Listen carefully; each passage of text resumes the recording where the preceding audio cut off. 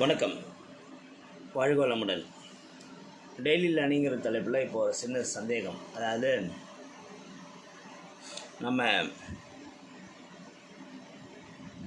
சமீபத்தில் ஒரு அரசியல் பிரமுகர் செத்து போனார். அவர் செத்து போனோடனே அவர் இருக்கும்போது திட்டினவங்க கூட அவரை புகழ்ந்து பேசுகிறாங்க. இது கொஞ்சம் ஒத்து பார்த்தோம்னா காமெடியாக இருக்கும். அந்த பிரச்சனையே கொஞ்சம் வேறு மாதிரி பார்த்தோம்னா, இறந்த பிறகு அவருக்கு செலுத்தப்படும் புகழ், அந்த புகழ் அஞ்சலின்னு சொல்லுவாங்க, அவருக்கு கிடைக்கும் புகழ், இது எந்த விதத்துலையாவது அந்த மனிதனுக்கு உதவுமா? அவன் செத்து போயிட்டான்ங்கிறத கொஞ்சம் யோசித்து பார்த்தோம்னா அதை பற்றி கொஞ்சம் படித்தேன். ரொம்ப பரிதாபமான ஒரு விஷயம். ஏன்னா இருக்கும்போது பாராட்டோ இருக்கும்போது புகழ்வதோ கிடைக்காமல் இறந்த பிறகு கிடைக்கும் புகழுங்கிறது ரொம்ப பரிதாபமானது. குறைந்தபட்சம் அந்த புகழுக்கு சொந்தக்காரருக்கே தெரியாமல் போவது எவ்வளவு சோகமானது.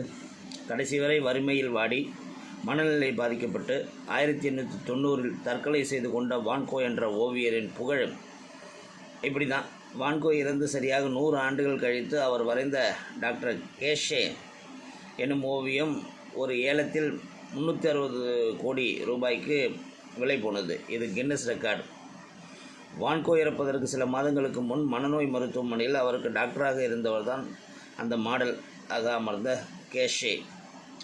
அதற்கு ஓராண்டுக்கு முன் வான்கோ உருவாக்கிய ஐரிஷ் என்னும் மலர்கள் ஓவியத்தை 200 கோடி ரூபாய் கொடுத்து ஒரு செல்வந்தர் வாங்கினார். வான்கோ உயிருடன் வாழ்ந்தபோது ஒரு நாள் கையில் பணம் இல்லாமல் பட்டினி கொடுமையில் தன் பெயிண்டிங் ஒன்றை எடுத்துக்கொண்டு ஒரு சின்ன ஹோட்டலுக்கு போய் ஓவியத்தை கொடுத்து அதற்கு பதிலாக ரொட்டி கேட்டு கெஞ்சினார்.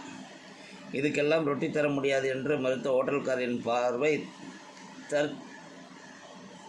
எதேச்சையாக அவரோட ஹோட்டல் கூரை மீது விழ அங்கே ஒரு ஓட்டை.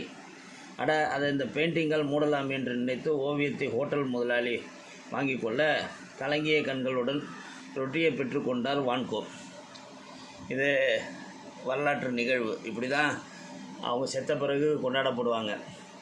இந்த மாதிரி சில ஓட்டையை அடைக்கிறதுக்கும் சில இடங்களில் பெயிண்டிங்கை யூஸ் பண்ணுவாங்க. நான் ஒரு இடத்துல வேலை செய்யும் போது ஒரு செவர் சிபிஜியாகவே இருந்தது. நிறைய தடவை பெயிண்ட் அடித்து பார்த்தேன், செட் ஆகலை. ஒரு வினைல் இந்த பேனர்லாம் செய்கிறாங்களே, அதில் ஒரு நல்ல பிரிண்டிங், ஒரு சீனரி பெயிண்டிங் நல்லா அதில் பிரிண்ட் பண்ணி எடுத்துகிட்டு அந்த செவரு ஃபுல்லாக ஓட்டிட்டோம். அதுக்கப்புறம் அந்த கெட்டப்பே மாறி போச்சு. அந்த மாதிரி அந்த ஹோட்டல் ஓனர் ஒரு ரொட்டி துண்டுக்காக அவரோட ஓவியத்தை வாங்கி ஓட்டையை அடிச்சிருக்கிறாரு. அது மாதிரி வரலாற்று நிகழ்வுகள். அது மட்டும் இல்லை, நம்ம சுற்றி இருக்கிறவங்க வாழ்ந்த காலத்தில் புகழப்படுவதில்லை. அது நிறைய பேருக்கு. இப்போ எங்கள் குடும்பத்தில் எடுத்துக்கிட்டோம்னா கேஜி சாமி வாழ்ந்த காலத்தில் அவருக்கு கிடைக்காத புகழ் அவர் மறைந்த பிறகு இன்னும் கிடைத்து கொண்டு இருக்கிறது.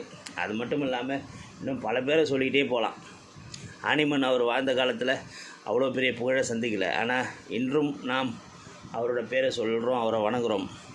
ஸோ அந்த மாதிரி பலருக்கு வாழுங்காலத்தில் கிடைக்காத புகழ், என்னை பொறுத்த வரைக்கும் அவங்களுக்கு கொடுக்காத மரியாதை, அதை கொடுக்காத சமூகத்தின் மேல் ஒரு கோப பார்வை உண்டு. வாழ்க வளமுடன்.